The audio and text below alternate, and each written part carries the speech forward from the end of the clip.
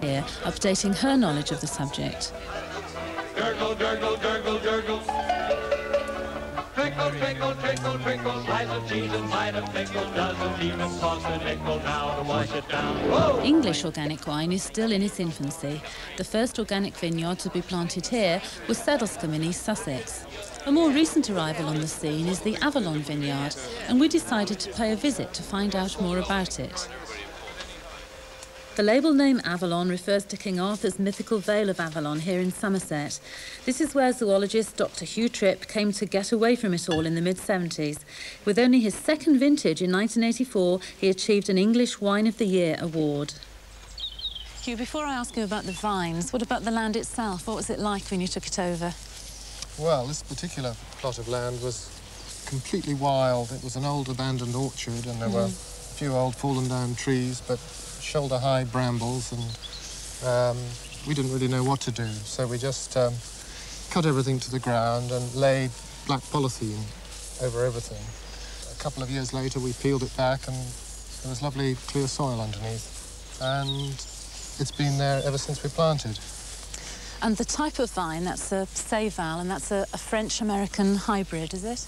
Yes, it is.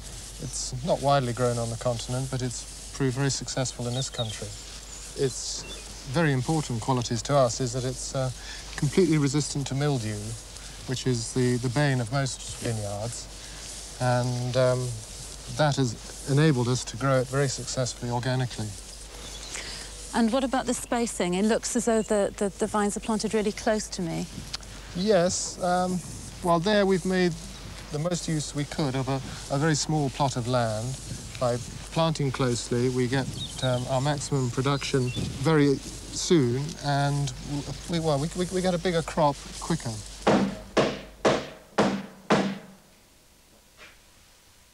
Making a living from a vineyard requires time and patience. It takes at least 3 years for newly planted vines to yield fruit, and a further year before it's turned into marketable wine.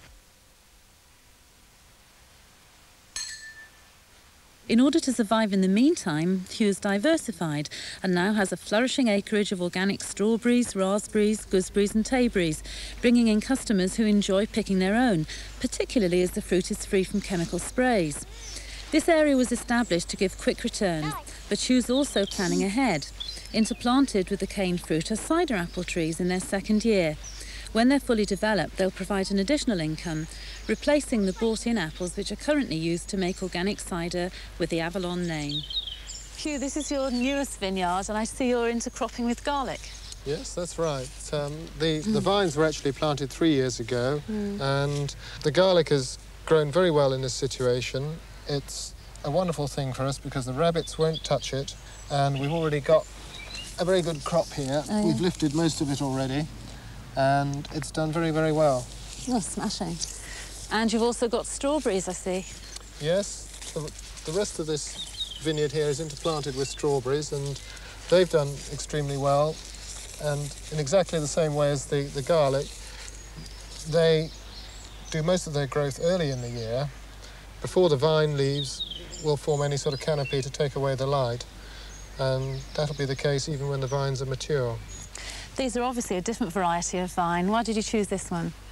They're a variety called Schönberger, which is a European vine, and as such is susceptible to mildew, but this particular one is one of the least susceptible, and so it suits us.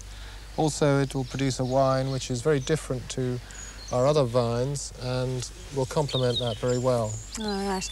And what about the spacing here? These seem to be the rows seem to be much further apart. That's true. Well, we've got much more room to plant on, and we thought we'd give ourselves a wide spacing so we can get tractors and mowers and machinery in between the rows. Now, what about the grass mowings? What do you do with those? Well, we just let them lie, and they rot down into the soil and recycle the nutrients, which is very important in an organic system. Well, the whole thing is obviously very efficient. Back at the wine fair, it was time for the expert to pass judgment. What do you think, Joanna? Lovely flowery bouquet, nice fresh fruit, crisp acidity. Very good. Well, most wine's pretty good, isn't it? It's just that we like to think the organic stuff's that little bit better than the rest.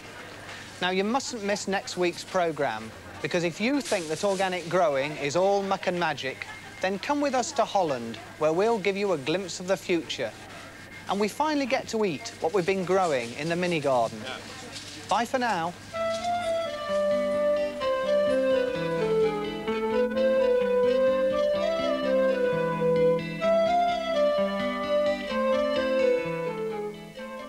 And there's a chance to catch up with the series by tuning in each Sunday morning at